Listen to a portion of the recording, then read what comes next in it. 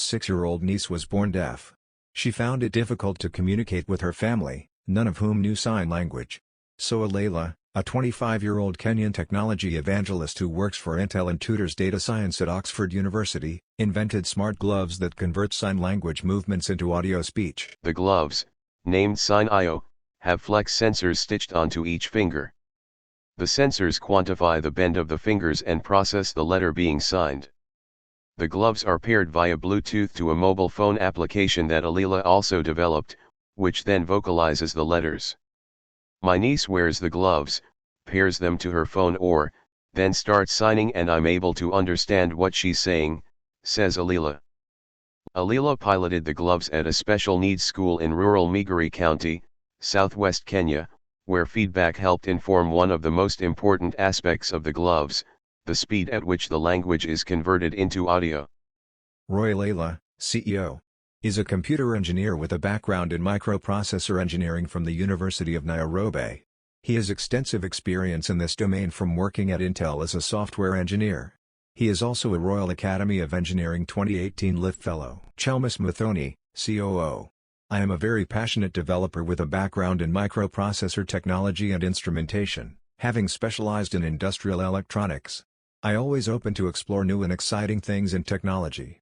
My personal mantra is, only as high as I reach can I grow, only as far as I seek can I go, only as deep as I look can I see, only as much as I dream can I be. David Kariba, CTO. I am a passionate embedded systems hardware and firmware engineer with over 9 years experience.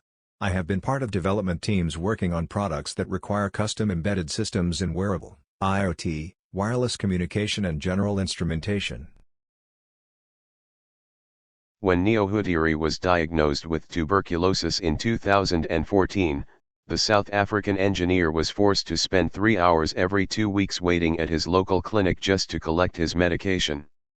Queuing alongside patients requiring chronic therapy for health issues ranging from cancer to AIDS, Hutiri wondered how he could apply technology to the problem and ease the burden for South Africa's overrun public hospitals. We have the biggest antiretroviral ARV therapy program in the world. Over 4.6 million patients receive ARVs, and with chronic therapy treatments like this you have to visit the facility every month to receive medication, says Hutiri. It dawned on me that patients are spending a lot of time, 4.3 million man-hours in total every month, just waiting in queues. So my initial hypothesis was to take patients' waiting time from 3 hours to under 2 minutes. Hutiri's first move was to automate the filing system as much as possible by designing the Pele box, Pele for fast in Setswana, a smart locker that acts as a self-service kiosk.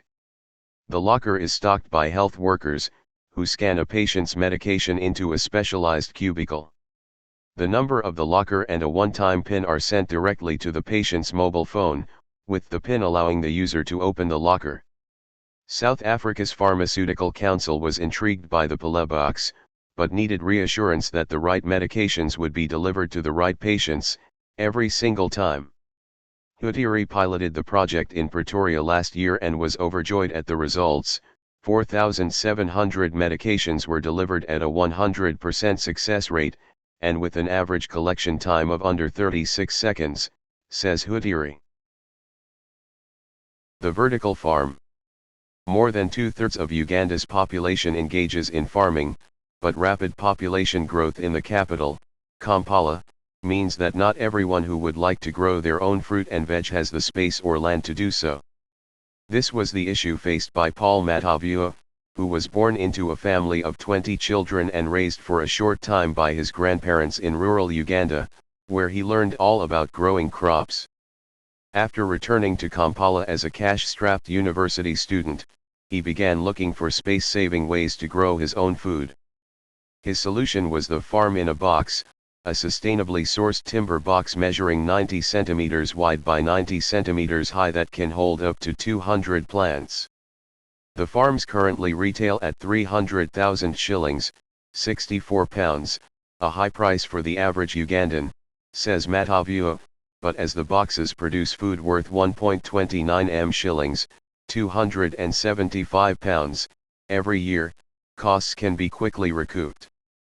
The farms also have a wormery in their middle to compost household waste, the castings of which can then be used to fertilize the crops, helping to keep inputs low but still organic, he says.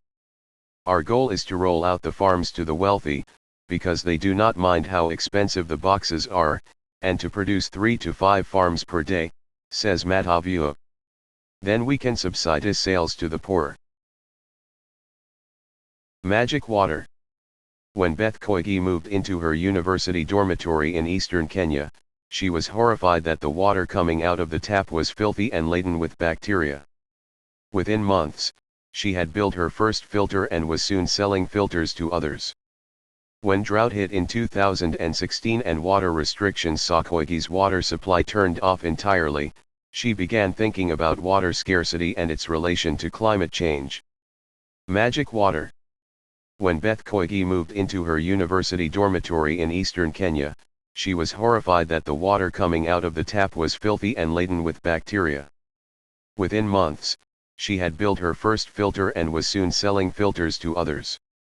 When drought hit in 2016 and water restrictions saw Koigi's water supply turned off entirely, she began thinking about water scarcity and its relation to climate change.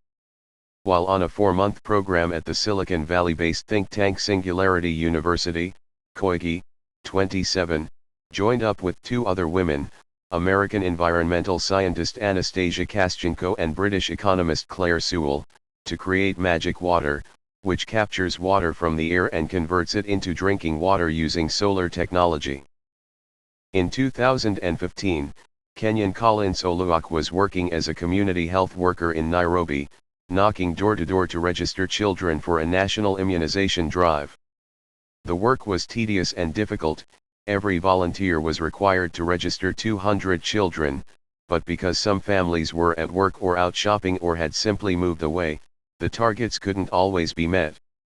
Oluok, 27, was faced with a choice: to invent names of children to meet the target, as many other health workers were doing, or to modify the existing pen and paper registration system into a digital database. He opted for the latter, and in 2016 built Chanjo Plus, an online vaccination platform that could be accessed by health clinics and hospitals across the country. The initial plan was to have an accountable platform to put the faces behind the numbers, says Oluok. We have universal health coverage in Kenya and the aim is that by 2030 we will leave no one behind. But how do you leave no one behind if you don't even know who everyone is? The database uses information compiled by community health workers to build a digital identity for each child, with details on which vaccinations were given and when and where they were given. These records can then be pulled up by any public health clinic anywhere, making it easy to identify which children are falling through the immunization gaps and provide real-time data on vaccination drives.